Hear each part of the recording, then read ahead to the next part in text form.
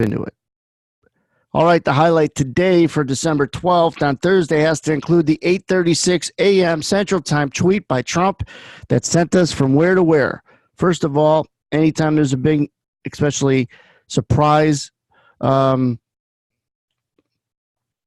headline that comes across, it's important to mark where we started. And we started around 40 even in the December ES. Now, a little tricky because tomorrow, if you're watching this around December 11th or 12th, tomorrow on the 13th, we're rolling to the March 2020 contract in the S&P minis, and the equity futures will all pretty much roll into the March contract, and the volume will exceed the DEES. But we will look at the March and see where their 40 evens are. That's ground zero. That will be support at some point in the future. Probably not today and maybe next week, but when they get back down to where they started, most likely there'll be some support. So the highlight today is when this came out, I didn't know it here. We didn't know it here. We knew it right here. Right in here, we knew it was something regarding U.S.-China trade. And I said to the room, if I wasn't short, I'd be long.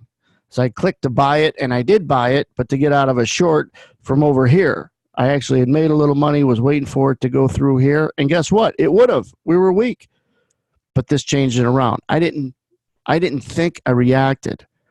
That's what I want people to do. Diligently react. If you know what you're doing, you'll react competently. If you don't know what you're doing, you'll react, and it'll just be random and emotional. When you know what you're doing, you're reacting diligently, like driving a car. Someone who's good at driving a car, they're reacting on their instincts, which are generally, they don't have time to think. You don't have time to think. If I was clicking to buy it to get long, I would have caught most of this. Not all of this, but some of it. I was clicking to cover a short. And I told people, you got to be careful getting short. This is strong. This could go. This is uncharted territory. This is a piece of information that we've been waiting for. The market's been waiting for. It's a relief rally. It's delaying the December 15th tariffs that the market's worried about. It's signing the phase one deal possibly the market's worried about. And so all taking that off, up and away. If you sell it just because you miss buying it, you're in trouble. And a lot of people take this tip from this video.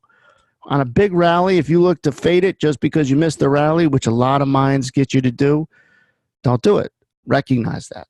The best buy, I shouldn't say it's the best buy, but a place to get long was off of this this consolidation right in here when it came down.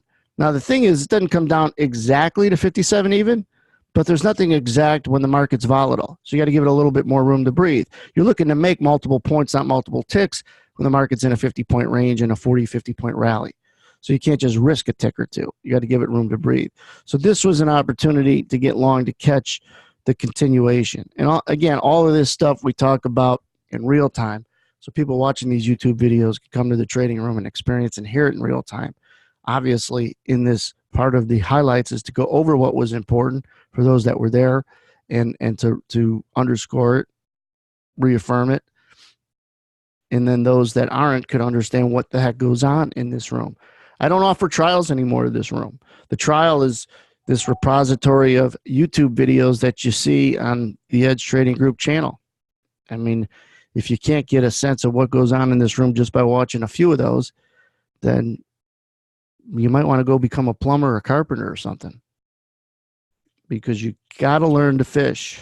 And it's really important to be part of these markets. Live them, breathe them, understand them, be able to react to them. Put yourself in a position where you know the price of a market you're watching is adjusting. Are you as a trader adjusting along with it? Because most do not. Most will try to take a strategy and apply it to every kind of market condition, and it doesn't work. You have to adjust and tweak it, not over tweak it. And it's that dialed in approach that separates those who could do well from those that cannot. And so it was really important today to get out of a short if you were short when they spiked it to 45 even, to try to get long and not fade it and lose money by trying to short it until, what was the best point to sell it? In fact, I'll ask the room first, and I could ask you guys that are watching this in the future on YouTube channel, what would have been, after I come into this point, the best time to play it, not just sell it, but to play it from the short side and fade it?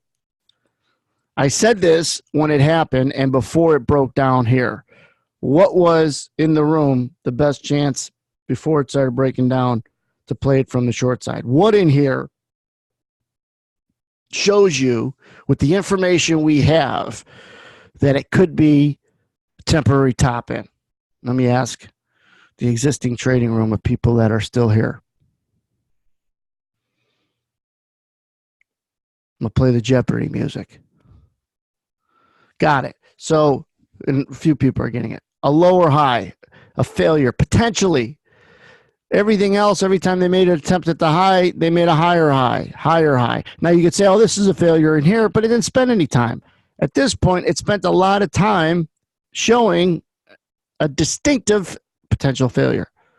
Now, you don't know if it's going to stay the temporary high, but you do know it's really the first time it's happened since it rallied from the Trump tweet, and you got some really sweet swing lows to take out.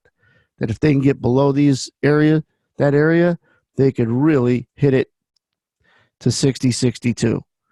And sure enough, we go to, let's play it. We go to the 65 area. There's something on another chart we had there.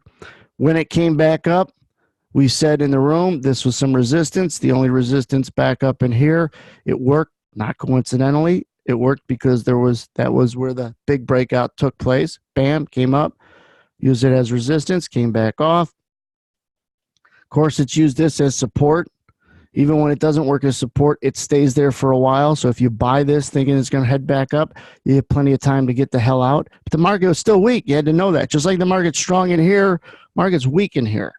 So the 60, 62 was going to be a place where the market was going to go to and come out of, and it did. Once, twice, it's just not going to forever.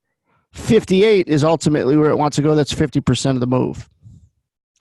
But there's a reason why it came and used this orange dotted line, this green.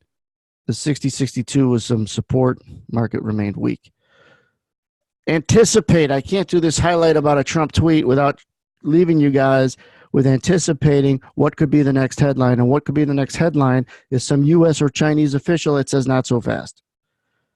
We've had other optimistic Trump tweets in the past, although this seems to be very optimistic.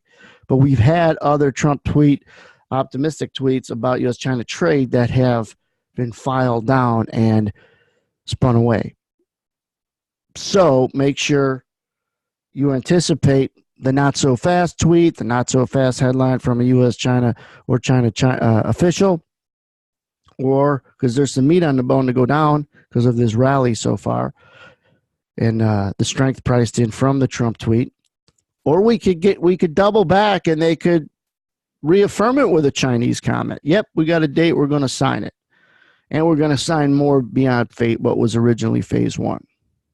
So put yourself in a position not to be surprised, then you'll be in a position to diligently react like I was and others were at 45, 46 even, if you were short, instead of selling more to 50 and 60 and 70. So what the hell's going on? You don't want to have a giant hole in your account from one stupid trade. So react, good luck, anticipate the next headline, and understand what's driving the market.